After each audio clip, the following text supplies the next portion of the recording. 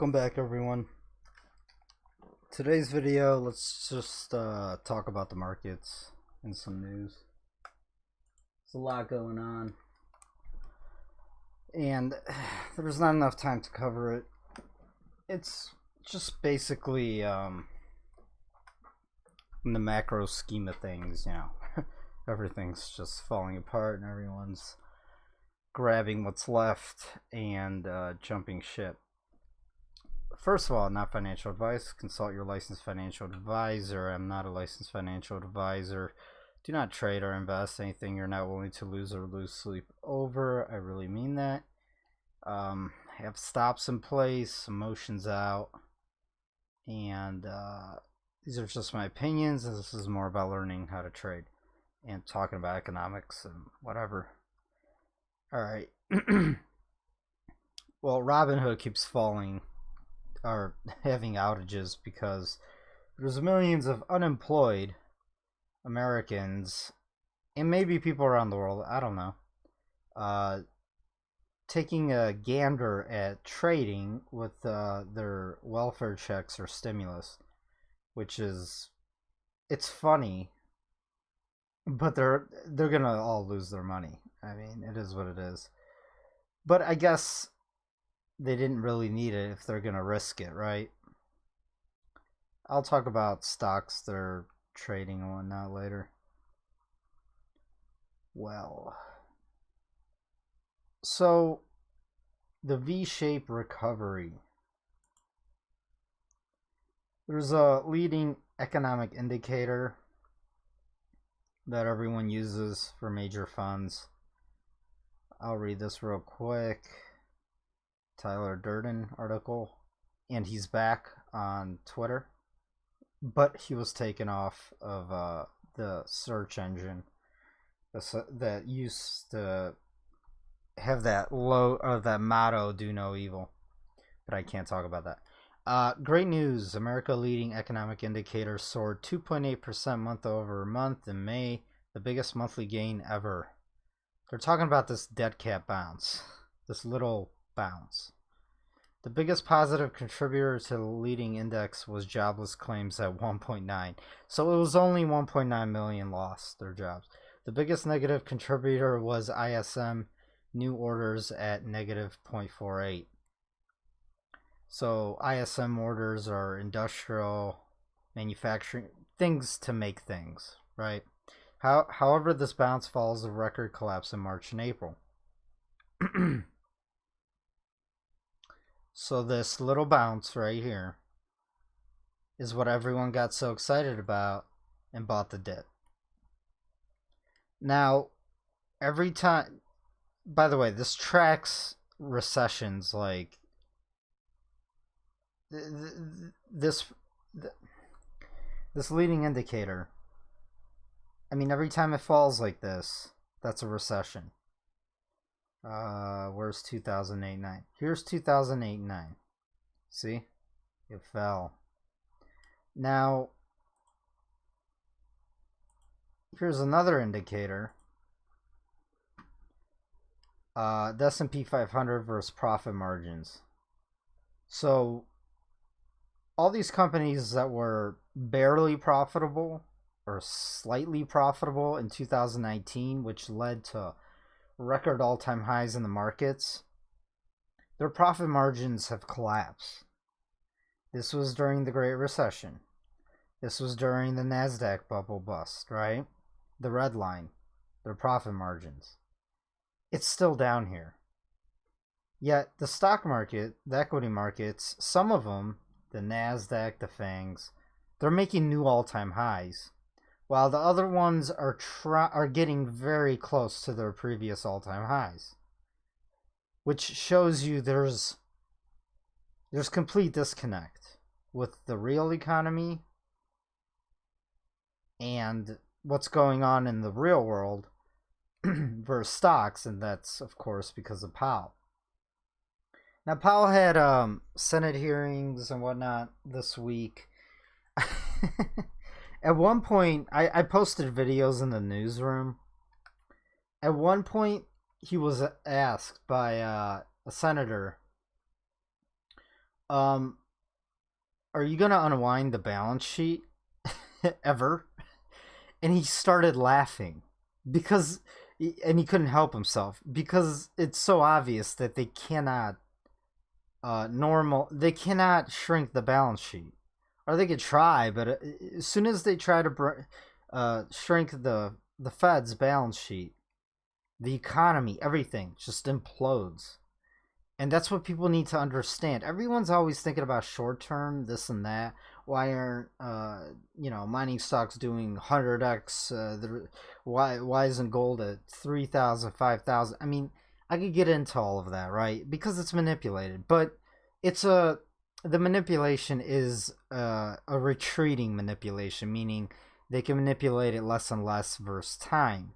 So later this year, they're going to be able to manipulate it even less. I mean, they could barely manipulate it. Every dip is being bought. But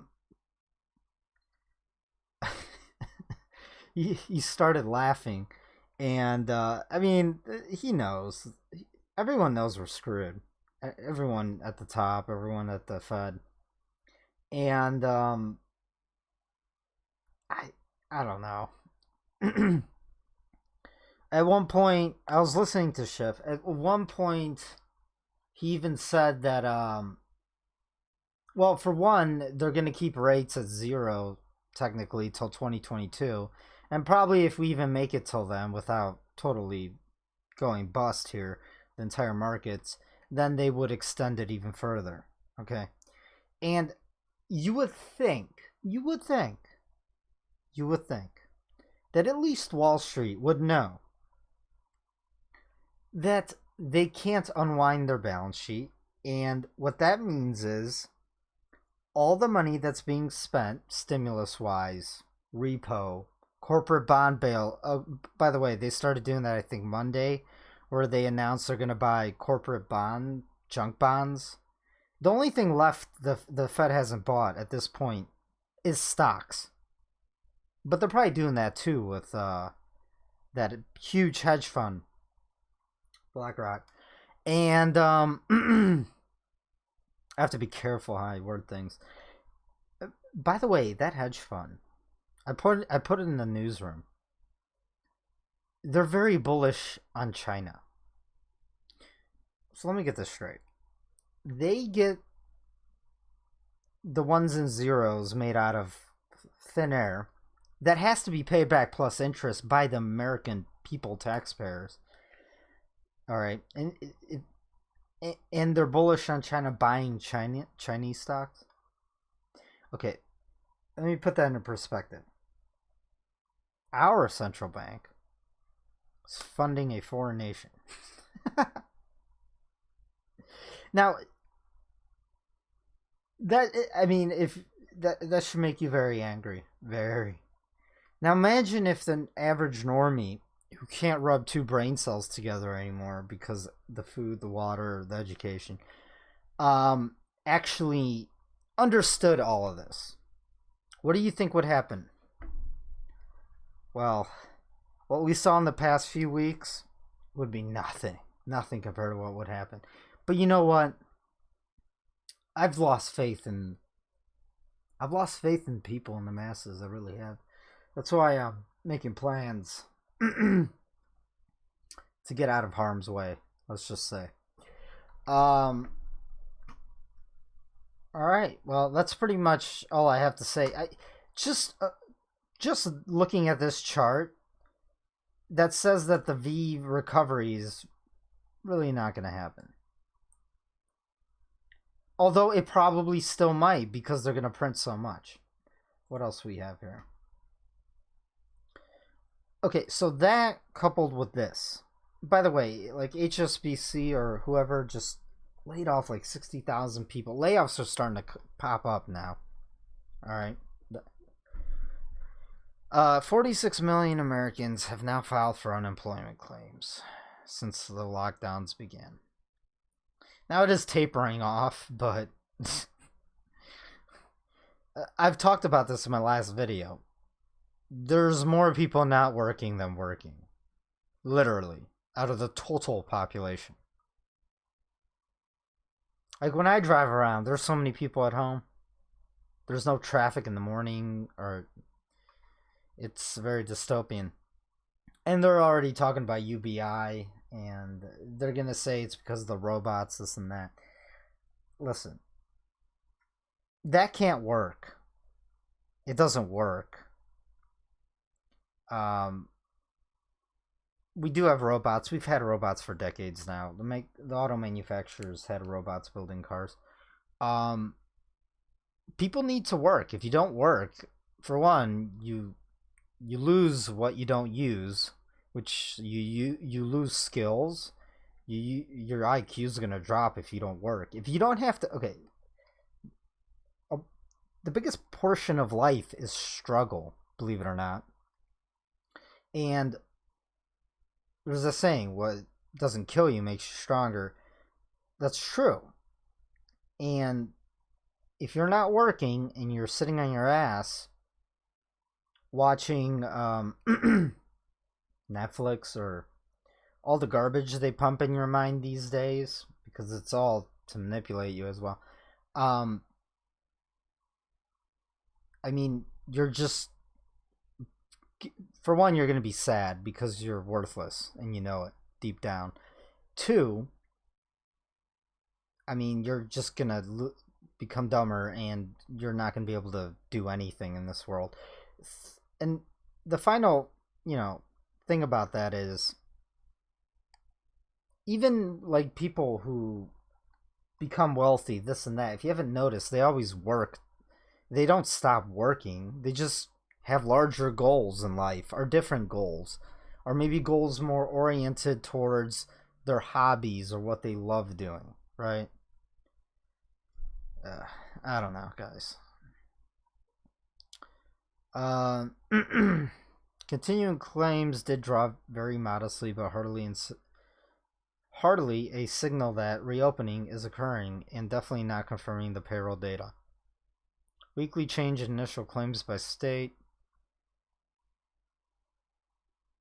Lost jobs in the last 13 weeks is the red.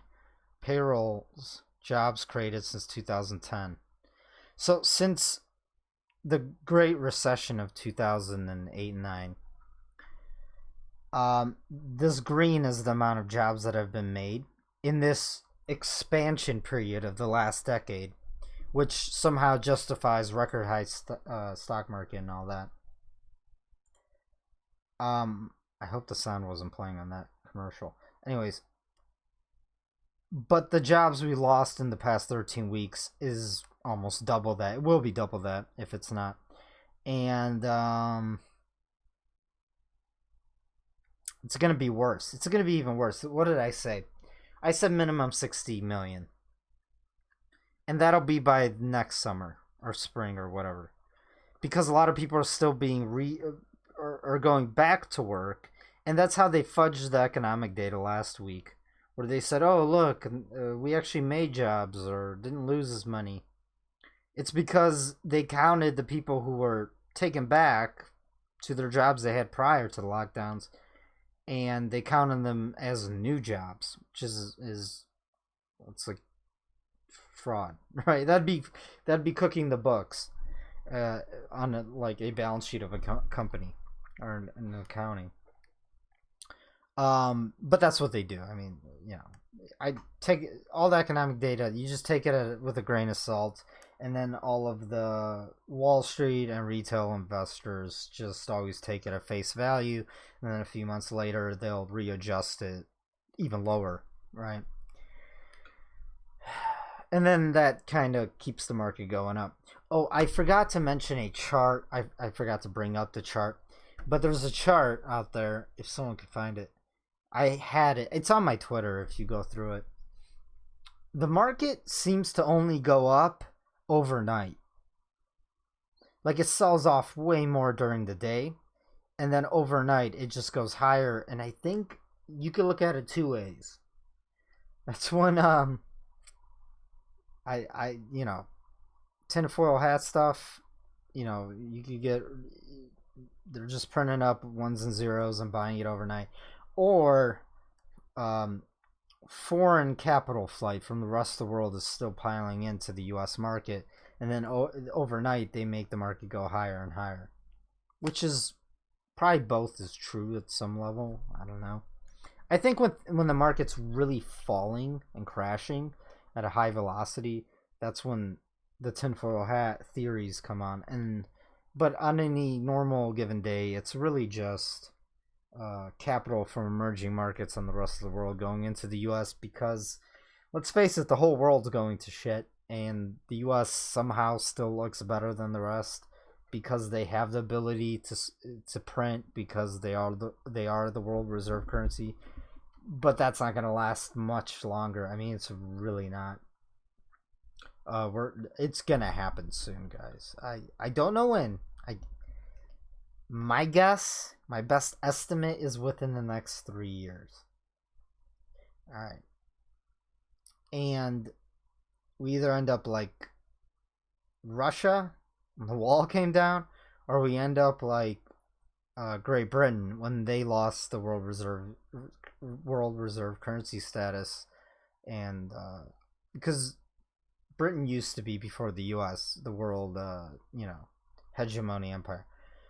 Now it's probably going to be East, right? Because of their giant trade routes. I've made videos about that in the past.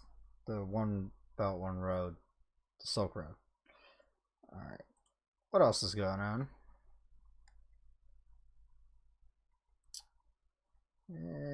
Listen, they're going to try to push for more lockdowns and whatnot. And the reason they're doing that, they don't even care about the effects of it on small businesses. Matter of fact, they want small businesses to all go under. So you're stuck with, 5 banks, 5 monopolies who rule the world, right? But it's really conditioning the public for a new normal. And I don't want to get into the duopolies of like, people upset about certain things rioting are allowed, and average people who just want to work and pay taxes and live, have a normal life, raise families, are not allowed to go out, right? Well, that's all planned, right? To take over. All right, Nicola. All right, guys, this is like Tesla 2.0. Here, I'm gonna bust the EV bubble right now. It's very simple. I need to make a video on this. I have to do some research and prepare for a good video. Of course, it will never go viral because my channel's done. It's nuked. But EVs are not the alternatives for combustion engines. They're not. For one, they explode. And I know they said that about gas-powered engines. But two, the minerals to mine out of the ground, it costs a ton of oil, and it's finite. It's even more rare than oil to make these giant batteries. Okay? And sitting on a giant battery with a giant electrical engine, just shooting off electromagnetic radiation, technically. It's legitimately, just imagine yourself as a little person, like 4 inches tall, and you're sitting on your cell phone. And then when you go faster, the battery heats up, and it's just throwing out waves, electrical waves, right? That go through your body, and on a molecular level, after years, maybe decades of driving in this giant battery, sitting on top of a giant battery, and then having an electric motor that even gives off even more frequencies, it's probably not good for your health. But who am I, right? I'm not saying I'm a genius, but maybe 10, 20 years from now, when everyone is wondering why they look like shit, their hair is falling out, they're obese and getting cancer, maybe they'll come to the conclusion that that was an incredibly stupid idea. Also, electric engines have like no towing power, no real torque. It'll break the electrical engine. Okay. All right, so those are my thoughts. Anyways, this stock, it's worth more than Ford, this motor company, and Nikola, and they don't even have a product. They literally don't. Just the irrational and the stupidity, and of course, a lot of these millennial Robinhood traders and former sports bettors are pumping these stock prices to the moon. And they honestly bring us opportunities to take their money, and I'm going to. And we already have. So we'll continue to do that in the private group. There's nothing more enjoyable than taking Robinhood traders' money. And, I make fun of the boomers, but the millennials are pretty freaking stupid. So they need to learn a good lesson. And their money is better with us because we will actually put that money towards companies that should survive and do well, not fraudulent companies and companies that are basically fairy tales on white papers and are overvalued and don't really have innovative products or services that are going to change the world for the better. They're just really shitty companies in a bubble that are just way overvalued. So someone's got to take that money. It's better it's us than someone else, than a giant hedge fund or something. All right. Also, I just saw for the first time the CEO of Robinhood. It's a millennial, and he's got long hair. And he's like, yeah, man. Yeah. I fucking hate these days.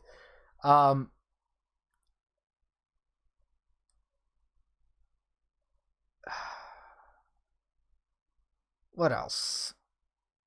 What else is going on? Bank of England only announces 100 billion in QE.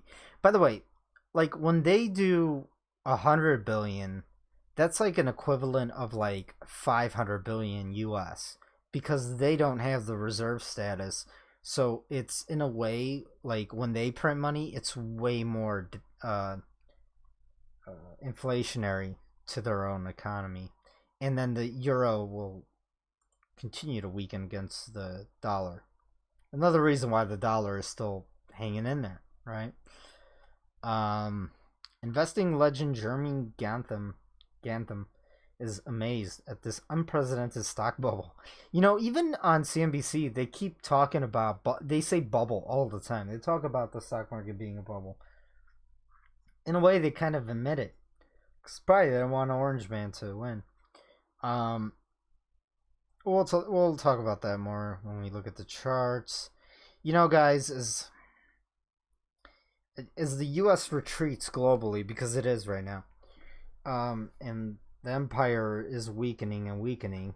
I mean, we just saw for the first time Americans woke up at home and they saw the weakness of the empire these past few weeks, and they finally feel uncertain. But the rest of the world sees that as well. And that's why we're starting to see crazy stuff pop off with India, China, South Korea, North Korea. Russia keeps flying their planes around Alaska. Like, other countries feel like that they don't have to worry about the U.S. Anymore. So they're going to do their imperial conquering stuff, right? Yeah, I mean the foundations of the U.S. are just crumbling, and I'm talking culturally, societally, infrastructure-wise. Infrastructure spending. So soon as the market was taking a little breather, pulling back. First they rolled out Kudlow, then they rolled out Mnuchin and Powell, and then of course Trump tweets, and then finally they said we're looking for $1 trillion or 500 billion, whatever, in stimulus to pass for stimulus for construction, reconstruction of like the highways, the bridges, this and that, infrastructure spending, right? Stimulus for that. So here's a daily chart of the S&P 500. We're just going to use this. So we get a little bit of a sell-off here, right? Just this is technically still just a dip in the grand scheme of things. If I zoom out here, let me take it to the weekly. All right, it's just a dip, guys. It's just a dip, and they're already panicking. That just shows you that they know more than we do, and they probably are they probably know things that scare the crap out of them about the markets, the economy. I mean, we know it as well, but they're probably really worried. And we just had a little dip here. Now, on the weekly here, it is a 5 count. Technically, it's supposed to go to a 9 count to the upside, which would take us to a V-bottom recovery. Maybe then we'll get the correction. But I'm not doing TA right now. But what I'm trying to say is show you guys here. Here's the daily chart again. We get a little dip. And I'm expecting more of a sell-off here. I'll show you guys why. But they already come out with talking about more stimulus, more all sorts of stimulus. I mean, when this dipped, that's when Powell announced that they're buying corporate junk bonds. And then they came out and they said there will be another bill. They're passing the bill for more checks to the main street, to the public, and more stimulus there. And then, like I just said, I can't keep track of the amount of money they're printing in stimulus, but infrastructure spending, right? And then we had a nice bounce, and now it's selling off again. That's because of the fundamentals I was showing you guys at the beginning of this video, right? Also, technical TA is also telling me we're due for a major pullback or correction, okay? Here's the FANG index. Right. It's the wrong one. Hold on. Here's the FANG index. It's on a 9 sell on the 3-day chart. It made new all-time highs. It needs a pullback or a correction. Something. At least back down to the 78.6. Now, because the FANG index kind of is the tide that raises all ships, all the other indices, because of the index funding. When this thing pulls back, it really dumps the other indices, the other indexes. It really dumps the Russell 2000, and then the Nasdaq as well, and the S&P and the Dow Jones. So I still think there's more selling to come. Also, smart investors are going to take profits as we get closer and closer to Q2 earnings. Because they're just going to be that bad. They're going to be so bad that people won't believe it. Even though everyone's expecting bad earnings, right? But when I just showed you that chart, when companies aren't really profitable anymore, how do you justify all-time high stock prices that were high before the lockdowns and before 2020? I mean, but now we're making new all-time highs on the Nasdaq and the FANG index. And it's insane. The CNBC, they say the safe haven FANG stocks. I'm like, are you shitting me? Safe haven? Anyways. Yeah, I get it. Like, more people will sit at home and use some of these tech. But, it doesn't matter. They're beyond overvalued.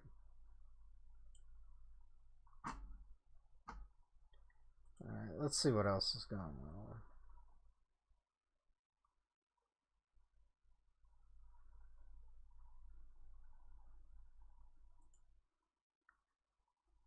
So, I will say this. Everything that's going on has the country very, very, very scared. Which they shouldn't be scared. They should be mad. this guy is the #1 viewed show in the world now, or at least in the US. And what that's telling me is that Orange Man's gonna win, because at the bottom line is nobody wants to live in a world where they're at risk of losing all their shit, their home, and everything being burnt down and blah blah blah. And they think he's the only one who can make the economy come back, even though he can't. And I know that. I mean, the only way, the market, equity markets, and the dollar, that's gonna crash no matter what. It's already giant bubbles.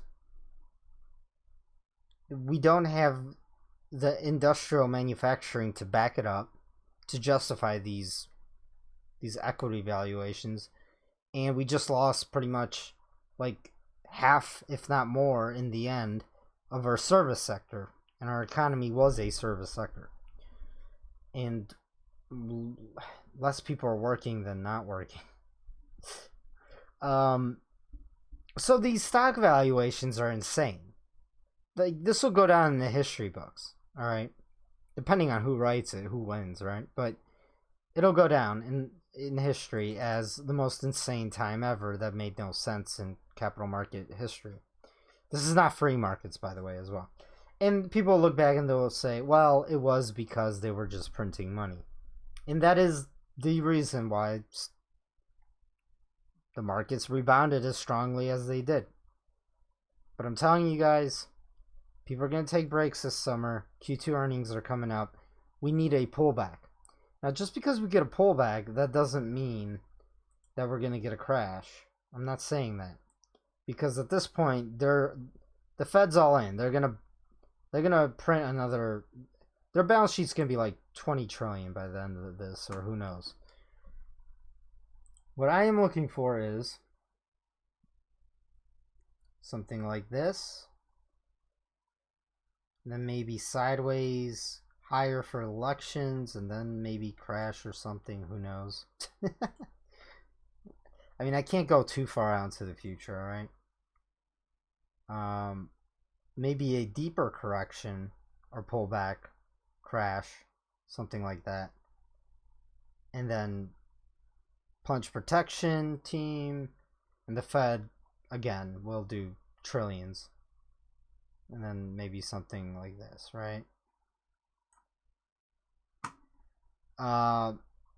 This is the S&P 500 daily chart. So this would be technically the W, right?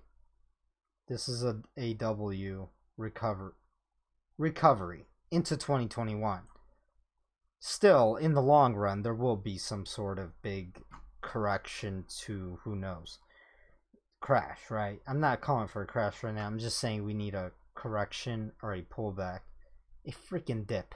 I mean, we had a dip, but we need a pullback at least.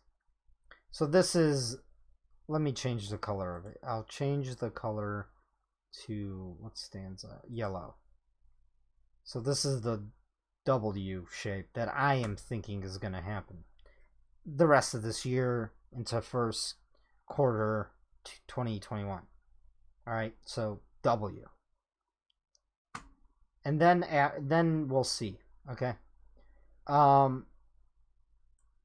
So in these scenarios, if we get a steep high velocity correction back down to like the 38.2 or the 50% fib retracement, should take us to 2700 or a little bit lower on the S&P 500.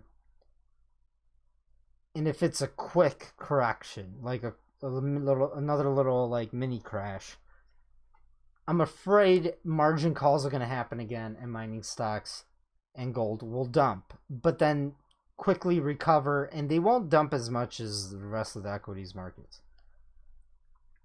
But if that does happen, that's another buying opportunity. They keep giving us these awesome buying opportunities, and then I will accumulate more.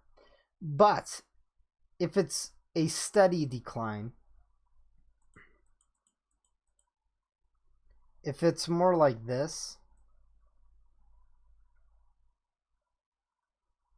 into late July, August, you know, something like this maybe, then metals could still go up because they're going to be printing like crazy just to keep it from falling further and steeper down, right? And then metals will go up and so will the mining stocks. So they will actually rally for the first time while the market is falling, that's what they're supposed to do in a way. You also have to look at the bond market. I'm going to talk about that in a second. And that's the best case scenario for our mining portfolio and our physical, I guess. And I'm hoping for that. And that also signals a massive another leg up or rally and bull market for the mining stocks and the physical. Okay. This summer and going into fall. And then when then let's say Orange Man wins, he probably will. If he doesn't, I don't know, guys. Then we'll get a correction, probably fourth quarter or first quarter of 2021 for miners, as the market rallies on that, right? And probably will make a new high. Who knows? Or try to make a new high. Maybe it won't quite make. I don't know. We'll see. Okay. Let's talk about bonds. So this is what the end game is actually going to be for all of this shenanigans the Fed has created here.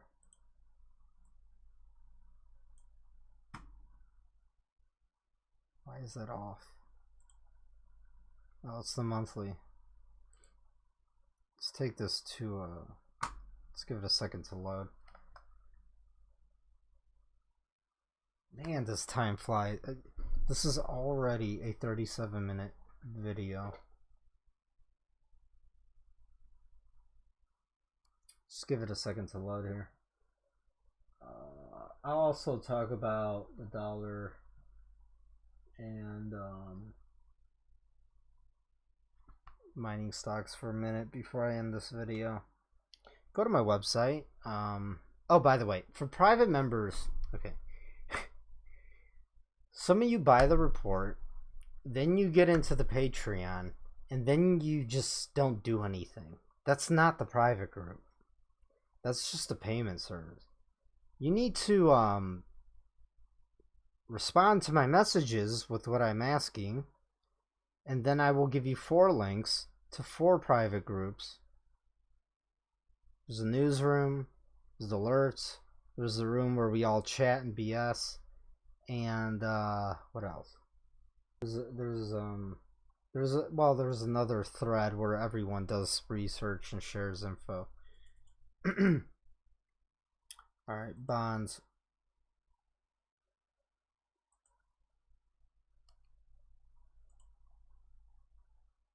Hold on, maybe a minute. All right, here we go.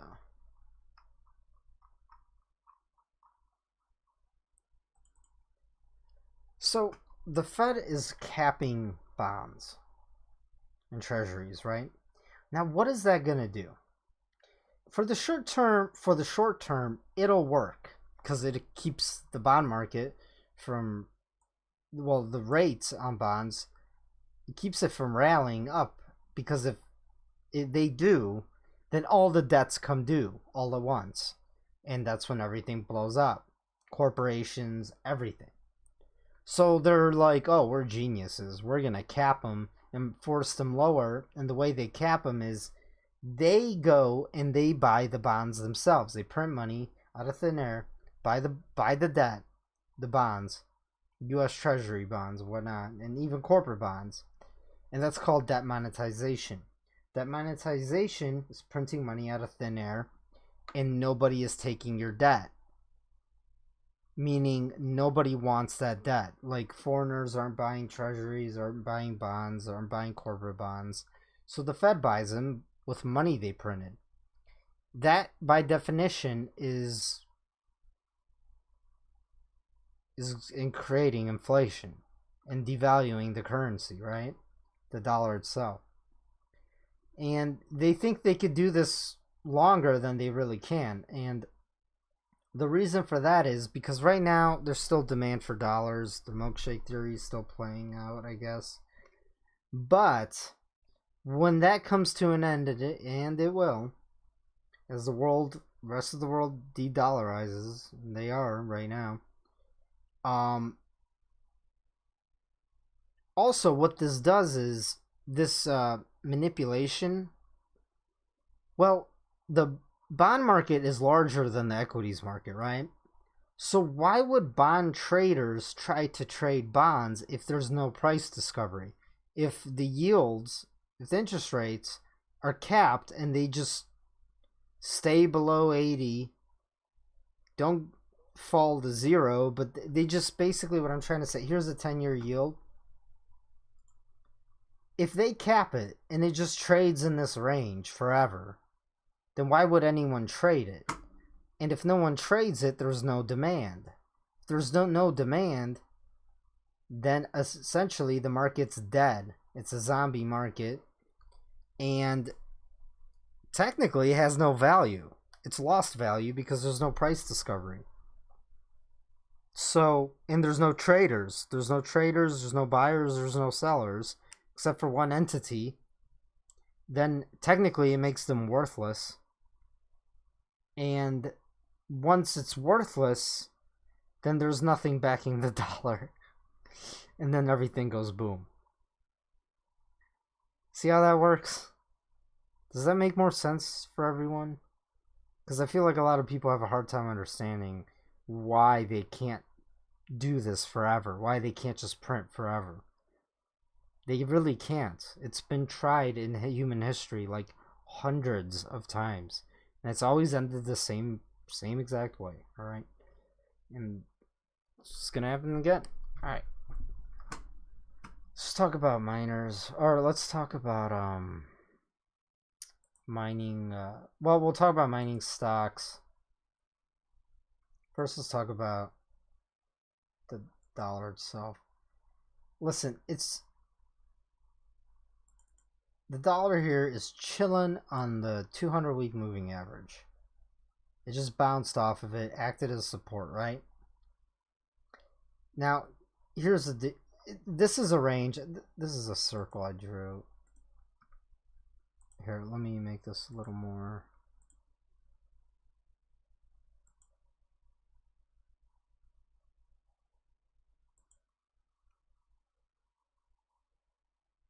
Give me a second.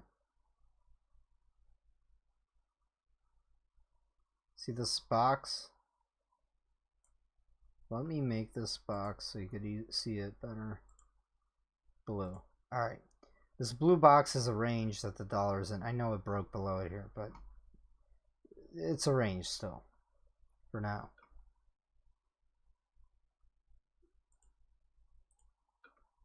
If we get a weak bounce here for the rest of the year, and then it makes a lower high. This is a lower high versus previous highs, right? That's a lower high. Then that's a sign of serious weakness. And then once it breaks below the 200-week moving average, which is this line here, right? I mean, they'll defend it. Maybe it'll bounce again and again into 2021. But once it breaks below the 200-week moving average, can't make its way back above it. Or maybe it tries and then fails. It's going to have a nosedive. It's going to like swan dive the dollar versus other fiat currencies. Okay? Now, it's still losing value every single day against metals and real things in the world. Not all real things. Other assets like homes and cars, they're still overvalued in a bubble. But I'm talking about like food and things you need to survive, right? Well, I guess a home and car as well. But they've been pumped up by the stock market and the Fed, right? Because the Fed bought mortgage-backed securities, and you guys know what I'm talking about. But those are still overvalued. So are vehicles right now. I'm waiting. I'm still waiting for them to fall a lot more to take that as an opportunity to go buy big assets, right? Big ticket items. This is going to come probably by the end of 2021. And when this happens, now it'll find some support, it's not going to, dollar's not going to just die overnight, but once it starts falling, it's not going to be good. Maybe we'll get a dead cat bounce off of 84. This right here, when this happens,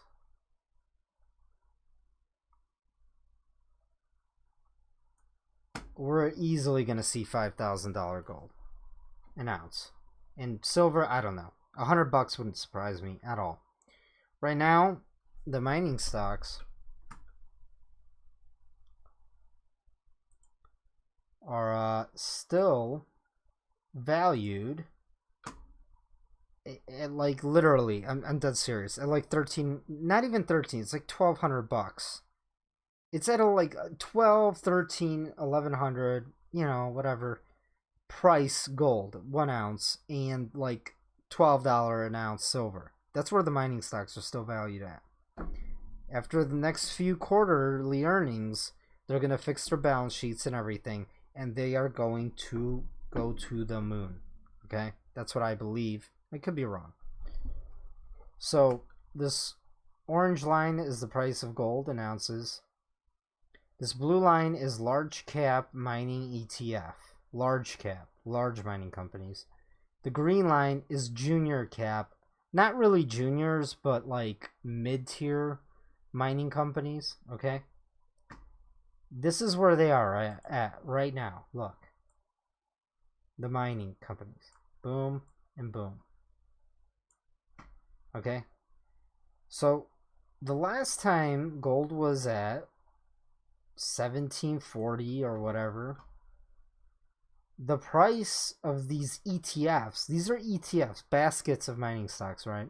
Not individual ones. And there's better ETFs than these, by the way. These are just the main ones everyone knows about. The last time the price of gold was around that price, these mining ETFs, well, the blue was around $60. The green was around $150. Right now the green is at $43 and the blue is at $32. Okay? That's how undervalued the mining companies are. The most undervalued assets or sector probably in the world ever, the divergence from moon boy tech companies and EV companies and all that crap. Because mining stocks are boring compared to all that innovative stuff that's really... It's not even innovative. If you guys look at Elon, I mean, he hasn't invented anything. The rocket that lands like that, the government made that a while ago. It's just there's no purpose of having that. Because it wastes a ton of fuel as it lands like that. There's no point. Electric cars, we've had golf carts for like decades. Since like, I don't even know, the 50s? We had electric cars like way back when. Even in the 80s there was electric cars. Like, it's nothing new, except his is kind of nice and very fast. Self-driving, it's still not here, and the other companies are doing a better job at it. And I doubt we're going to see that anytime soon, because there's always variables that no software right now could ever account for, like deer and I don't know, just imagine things. I personally don't even want it. What else has he invented? Solar tiles. I think they're going under right now. Solar panels have been around forever. I mean, putting giant solar panels on roofs is nothing new. What else is he? Flamethrower. It's nothing new. I'm sure there's gonna be some fanboys who will post in the comments section. and then I will start debating you guys. I'll start trolling you. I'll troll the trolls. Anyways, we're coming up on major support for the GDX, okay? And even GDXJ. So if they fall a little bit, maybe another 5-10%, that'll be I feel like a good accumulating opportunity in the next week or two. And why would they fall? Well, if the market corrects very violently, very fast, and drops quickly, right? A correction, like a little mini crash, right? Because of margin calls. Now, that might not happen, and actually right now might be the time for you to accumulate. I accumulated some today. I'll look to do it some more later. I just want to see how this plays out, right? Anyways, either way, I really don't see gold falling much further than, let's take a look at the gold chart.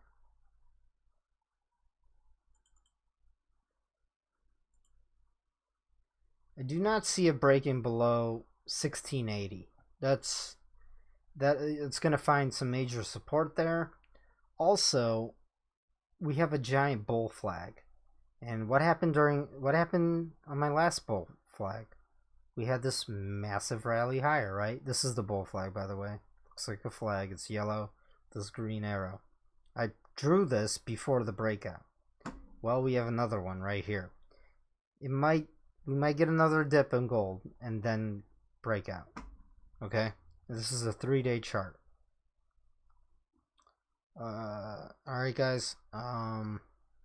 Silver is way more exciting right now because it's on the weekly time frame. Silver here, because the silver to gold ratio is still outrageous, and silver really needs to catch up to gold.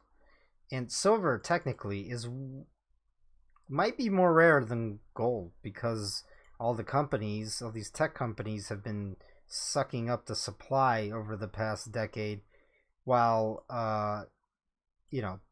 banks have been shorting the price of silver, keeping it lower. Anyways, my blue line, it's getting crossed by all these moving averages to the upside, and this signals for a massive multi-year bull market. Just like I showed you guys in 2018, the end of 2018, that was coming up on gold, and what happened? It rallied from 1100 to what? Now it's at like 1730.40. All right. Just have to have patience. Alright guys, smash some likes. Please share my videos. It's the only way my channel grows. Go to my website if you're interested in the private group. I teach you guys how to trade. I share my personal trades, and I've been killing it lately. We also research opportunities. We look at the mining stocks, this and that, and it's probably the cheapest you'll find with. And I've been doing really, really good for the past few years. And what else? Should pay for itself. At least the education alone will pay for itself. And then everything else is just extra, right? To change your life. Alright guys?